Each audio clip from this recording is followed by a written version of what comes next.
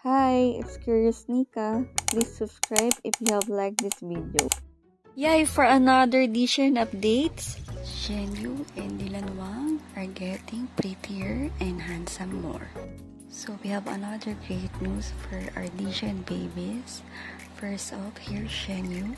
She has been missing for 10 days and without being seen in any place. So another ninja move for her, but she uploaded this old video and look how pretty she is. It's only a 4-second video, but well, how pretty she always look, very refreshing.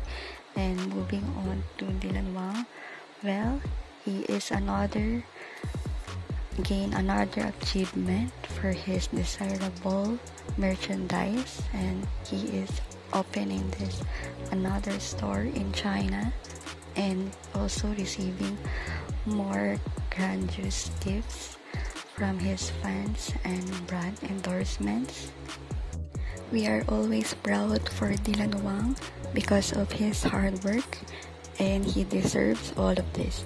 And moving on to this another interesting update, now he also gained some muscles, looking more handsome and really dedicated to be more matured.